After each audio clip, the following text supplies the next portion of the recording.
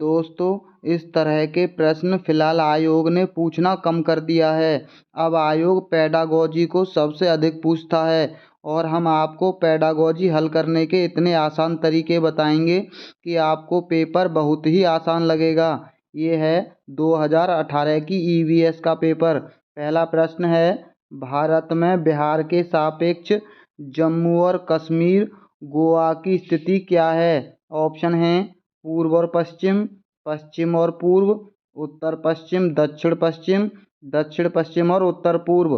दोस्तों, इसका सही जवाब है ऑप्शन तीसरा। बिहार के सापेक्ष में जम्मू कश्मीर है उत्तर पश्चिम में और गोवा है दक्षिण पश्चिम में। अगला है, वाष्पीकरण की प्रक्रिया निम्नलिखित में से किस स्थिति में सबसे धीमी होगी? ऑप्शन हैं सतह क्षेत्र और तापमान दोनों में वृद्धि होने पर, सतह क्षेत्र बढ़ता है लेकिन तापमान घटता है, तीसरा है सतह क्षेत्र घटता है लेकिन तापमान बढ़ता है, चौथा है सतह क्षेत्र और तापमान दोनों में कमी होने पर। दोस्तों, इसका सही जवाब ऑप्शन चौथा है। जब भी दोनों में कमी होगी सबसे धीमी प्रक्रिया होगी वाष्पीकरण की। अगला प्रश्न है,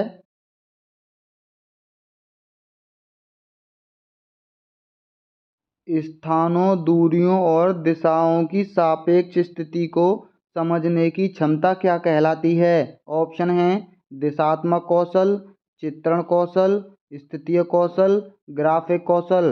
दोस्तों, इसका सही जवाब है ऑप्शन दूसरा, चित्रण कौशल कहलाती है। अगला है, किस राष्ट्रीय पाठचर्या फ्रेमवर्क यानी एनसीएफ ने प्राथमिक स्तर पर एकीकृत पाठचर्या क्षेत्र के रूप में पढ़ाए जाने के लिए पर्यावरण अध्ययन की सिफारिश की थी?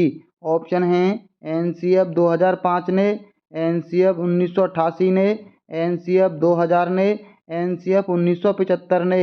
इसका सही जवाब है ऑप्शन चौथा, एनसीएफ 1975 ने इसकी सिफारिश की थी।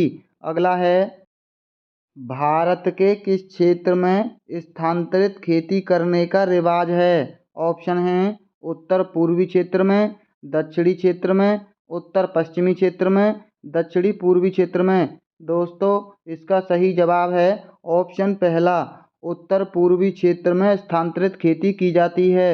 अगला है, नदी बांध से उत्पन्न जल विद्युत के लिए निम्नलिखित में से कौन सा कथन सत्य नहीं है? गलत कथन बताना है। पहला है, बांध टिकाऊ विकास को प्रोत्साहित करते हैं, यह हवा पानी को प्रदूषित नहीं करता है, जल विद्युत सुविधाओं से बड़े पर्यावरणीय प्रभाव हो सकते हैं, बांध स्वदेशी लोगों को अपनी नदी की जीवन रेखाओं से अलग करते हैं। दोस्तों, इसका सही जवाब है ऑप्शन पहला, बांध टिकाऊ विकास को प्रोत्साहित नहीं करते हैं। ये कथन गलत दे रखा है। अगला है, निम्नलिखित में से कौन सी ग्रीन हाउस गैसें हैं? दोस्तों, इसका सही जवाब ऑप्शन चौथा है, ये तीनों ही ग्रीन हाउस गैसें हैं। अगला है, भारत में ठंडे रेगिस्तान मानसून से प्रभावित क्यों नहीं होते?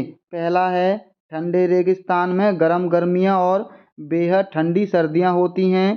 ठंडे रेगिस्तान हिमालय की वृष्टि छाया में होते हैं। ठंडे रेगिस्तान में हवा बहुत पतली होती है। ठंडे रेगिस्तान बहुत ऊंचाई पर होते हैं। दोस्तों, इसका सही जवाब है ऑप्शन दूसरा, ये हिमालय की वृष्टि छाया में होते हैं, यानी इन पर बरसात हिमालय के कारण नहीं हो पाती है। अगला है, ताजमहल के पीले होने के लिए निम्नलिखित में से कौन सा जिम्मेदार है? पहला है nitrogen oxide, sulphur dioxide, sulphur chlorine. इसका सही जवाब है ऑप्शन दूसरा, सल्फर डाइऑक्साइड के कारण ताजमहल पीला हो रहा है। अगला है, गोलकोंडा किला किसने बनवाया? ऑप्शन हैं चोल राजवंश ने, चालुक्य राजवंश ने, काकतीय राजवंश ने, पल्लव राजवंश ने। दोस्तों, इसका सही जवाब है ऑप्शन तीसरा, काकतीय राजवंश ने बनवाया था गोलकोंडा का किला। अगला है, दोस्तों, जब भी आपको ऐसा प्रश्न दिखाई दे, आपको कुछ नहीं करना है, केवल जो दो संख्याएं दे रखी हैं उन दोनों का गुणा करना है। यानी 15 या 45? इसका सही जवाब है ऑप्शन दूसरा 45 ग्राम। अगला है दोस्तों, आयोग ने इन प्रश्नों को पूछना बंद कर दिया है। वैसे इसका सही जवाब ऑप्शन पहला है, द्रव्यमान एक अदिश राशि है। अगला है, एक ऐसी वस्तु जिसमें से कोई प्रकाश किरण गुजर नहीं सकती कहलाती है। ऑप्शन हैं अपारदर्शी, पारभासी, पारदर्शी, उत्तल। दोस्तों इसका सही जवाब है ऑप्शन पहला, अपारदर्शी कहलाती है। अगला है, पृथ्वी की सतह पर किसी वस्तु का भार क्या होगा जिसका द्रव्यमान चंद्रमा की सतह पर 10 केजी है। दोस्तों यहाँ संख्या कोई भी दे रखी हो, इसका 6 गुना चंद्रमा की सतह से पृथ्वी पर भार होता है। इसका सही जवाब है ऑप्शन पहला। यहाँ 60 किलो का आदमी चंद्रमा पर केवल 10 किलो का बचेगा। अगला है, एक विलय का विघटन दर किस पर निर्भर करता है। ऑप्शन हैं दाब पर, तापमान पर, सतह क्षेत्र पर, भार पर। इसका सही जवाब है ऑप्शन तीसरा, ये सतह क्षेत्र पर निर्भर करता है। अगला है दोस्तों, आगे के जो सभी प्रश्न हैं अब वो पेडागोजी के प्रश्न होंगे और आयोग इस समय पेडागोजी को सबसे ज़्यादा वरीयता दे रहा है। सुषमा चाहती है कि उसके छात्रों को पेड़ों के संरक्षण के लिए संवेदनशील बनाया जाए। निम्नलिखित में से कौन सी ऐसा करने की सबसे उपयुक्त रणनीति है। पहला ऑप्शन है कक्षा में बहस का आयोजन करना, समूह में चर्चा करना, पोस्टर बनाना, बच्चों को एक पौधे को अपनाने और पोषित करने में मदद करना। दोस्तों इसका सही जवाब ऑप्शन चौथा है, बच्चों को एक पौधे को अपनाने और पोषित करने में मदद करनी चाहिए। अगला है, अभय ने अपने छात्रों से उन बीमारियों पर समूह का सर्वेक्षण करने के लिए कहा जिनसे उसके आसपास के लोग पीड़ित थे। पाठ्य पुस्तक में सर्वेक्षण का उल्लेख नहीं किया गया है। इस शिक्षण दोस्तों यहाँ अधिकतम नहीं अधिगम होगा। इस शिक्षण अधिगम रणनीति के लिए कौन सा विकल्प नहीं है। पहला है, इनसे समूह के साथ बातचीत करने का अवसर प्रदान किया। दूसरा है, इससे बच्चों को वास्तविक जीवन के संबंध में सीखने में मदद मिली। इससे बच्चों को डेटा हैंडलिंग समझने और एक साथ काम करने में सक्षम बनाया। इससे समुदायों को उन बीमारियों को समझने में मदद मिली जिनसे वे पीड़ित थे। दोस्तों इसका सही जवाब ऑप्शन चौथा है। ये कथन गलत है। उन लोगों को बिल्कुल भी मदद नहीं मिलेगी कि वो किस बीमारी से पीड़ित हैं इससे। अगला है, आपातकालीन परिस्थितियों के बारे में बात करने के लिए प्रिया ने बच्चों के अनुभव पूछे जब उन्हें कभी आपात स्थिति का सामना करना पड़ा। बच्चों ने आग, बिजली के झटके और सड़क दुर्घटनाओं के साथ अपने अनुभव सुनाए। उन्होंने प्रश्न पूछे, उनकी मौजूदा समझ का आकलन किया और समाचार पत्रों से सड़क सुरक्षा विज्ञापनों जैसे संसाधनों का उपयोग करके सुरक्षा पहलुओं पर चर्चा की और क्रमशः आग और बिजली के झटके पर सुरक्षा दिशा निर्देशों पर चर्चा के लिए एलपीजी और इलेक्ट्रॉनिक बिल का इस्तेमाल किया। प्रिया द्वारा अपनाया गया सबसे उपयुक्त दृष्टिकोण कौन सा है। ऑप्शन हैं संज्ञानात्मक दृष्टिकोण, अनुभव दृष्टिकोण, अन्वेषण दृष्टिकोण, मानवतावादी दृष्टिकोण। इसका सही जवाब है ऑप्शन तीसरा, अन्वेषण दृष्टिकोण अपनाया था उसने। अगला है, समुदाय एक महत्वपूर्ण शिक्षण और अधिगम संसाधन है क्योंकि। पहला है, यह सस्ता और सुलभ है। दूसरा है, बुजुर्ग लोग बुद्धिमान हैं और उनके पास समय है। तीसरा है, यहाँ यह होगा, यह वास्तविक परिस्थिति में सीखने का अवसर प्रदान करता है। चौथा है, कोई भी समुदाय में उपलब्ध समस्त ज्ञान को बिना आलोचना के स्वीकार कर सकता है। दोस्तों इसका सही जवाब ऑप्शन तीसरा है। जब भी कोई चीज़ हमें सीखने के लिए अवसर प्रदान करे वो ऑप्शन सबसे अच्छा होगा।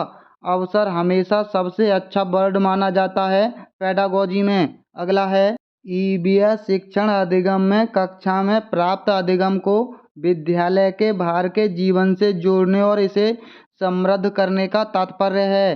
पहला ऑप्शन है पाठ्य पुस्तकों से बाहर जाना, वैश्विक पर्यावरणीय मुद्दों और चिंताओं को पाठ्यपुस्तकों से लिंक करना, पूर्ण विद्यालय दृष्टिकोण अपनाना या पाठ्यचर्या से बाहर जाना। दोस्तों, जब भी आपको कोई ऑप्शन बाकी 3 ऑप्शनों से काफ़ी अधिक बड़ा दिखाई दे, उसके 99.99% चांस होते हैं सही होने के।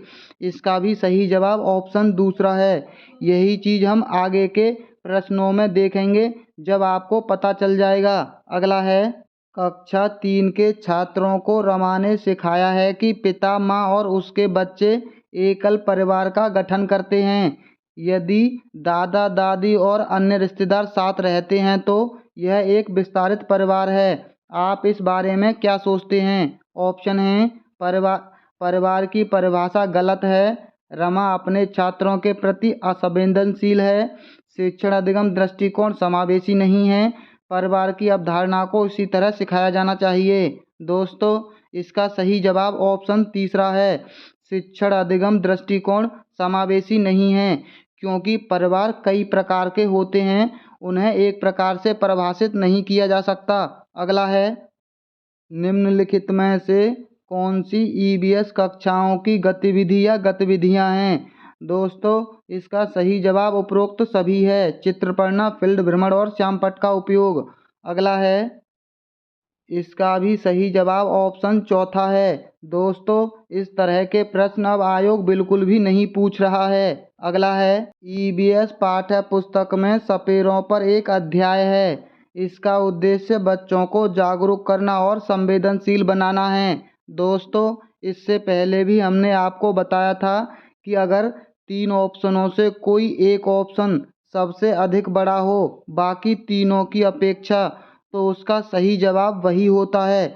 इसका सही जवाब है ऑप्शन तीसरा, सपेरे सांपों को नुकसान नहीं पहुंचाएं और उन्हें अपनी आजीविका से वंचित करने से पहले अन्य विकल्पों को प्रदान करने की आवश्यकता होती है। अगला है, विद्यालय में मिड डे मील के समय के लिए कौन सा सबसे प्रासंगिक है?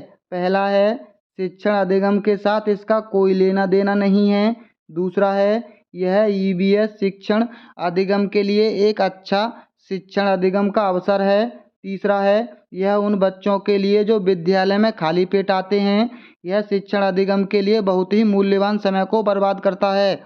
दोस्तों, हमने आपको बताया था, जब भी अवसर की बात की जाएगी वो ऑप्शन सबसे सही माना जाएगा। अगला है, पर्यावरण अध्ययन में संदर्भ में बोझ के बिना सीखना क्या बताता है? पहला ऑप्शन है, स्कूल बैग का वजन कम, ईवीएस पाठ्य पुस्तकों में अध्यायों की संख्या कम, अबोध का भार कम करने की ज़रूरत है, ईवीएस पाठ्यक्रम को आधा कम करने की ज़रूरत है। दोस्तों, ये इसलिए किया गया है क्योंकि अबोध का भार कम करने की ज़रूरत है। अगला है, ईवीएस कक्षा में समूह में सीखने का क्या उद्देश्य है? दोस्तों, आप यहाँ भी देख लीजिए, एक ऑप्शन बहुत ही अधिक लंबा है और ये इसका सही जवाब यही है। संयोग के मूल्यों को लागू करने और एक साथ काम करने के लिए प्रत्येक बच्चे को सक्रिय रूप से भाग लेने और सीखने में सक्षम बनाना है। दोस्तों, एक चीज़ और याद रखना, जब भी आपको किसी ऑप्शन में सक्रिय शब्द दिखाई दे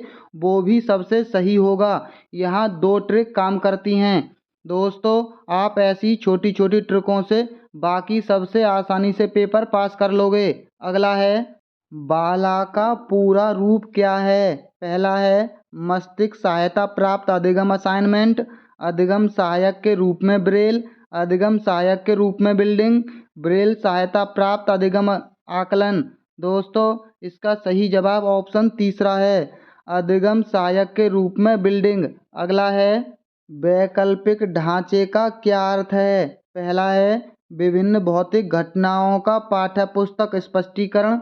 दूसरा है, विचार जो अवधारणाओं के औपचारिक रूप से विकृत स्पष्टीकरण से अलग है। तीसरा है, वर्तमान में वैज्ञानिकों और सामाजिक वैज्ञानिकों द्वारा आयोजित विचार। चौथा है, सभी विचार जो दृढ़ता से बच्चों द्वारा अर्जित किए जाते हैं। दोस्तों, इसका सही जवाब है ऑप्शन दूसरा, विचार जो अवधारणाओं के औपचारिक रूप से स्वीकृत स्पष्टीकरण से अलग हैं। अगला है, महिलाएं पुरुषों की तुलना में कमज़ोर हैं, यह एक क्या है। दोस्तों, जब भी महिला और पुरुष के बीच की बात की जाएगी या लड़का लड़की के बीच की तुलना की जाएगी, वो भी किसी भी आधार पर, तो आपको केवल ऑप्शन में एक शब्द देखना है, रूढ़िबद्ध धारणा या रूढ़िबद्धता। ये दोनों शब्द दिखाई देंगे, इसका सही जवाब हमेशा वही होगा। ये एक रूढ़िबद्ध धारणा है। दोस्तों, अगर आपने हमारी वीडियो को अभी तक लाइक नहीं किया है तो सबसे पहले आप हमारी वीडियो को लाइक कर लें, और जो लोग हमारे चैनल पर पहली बार आए हैं वो हमारे चैनल को सब्सक्राइब जरूर कर लें, क्योंकि हमने 2024 से लेकर के 2011 के सभी पेपरों के पैटर्न बहुत ही आसान भाषा में समझाने के लिए एक आप प्लेलिस्ट बना दी है। आप उस प्लेलिस्ट को देख लीजिए। हम गारंटी लेते हैं कि आपका पेपर 100% पास होगा। हमने उसमें इतनी आसान आसान ट्रिक बताई हैं कि आपको पढ़ने की ज़रूरत नहीं होगी। केवल उन्हीं ट्रिकों से आप हर एक एग्ज़ाम को पास कर लेंगे। तो चलिए मिलते हैं बहुत जल्द अगली वीडियो में।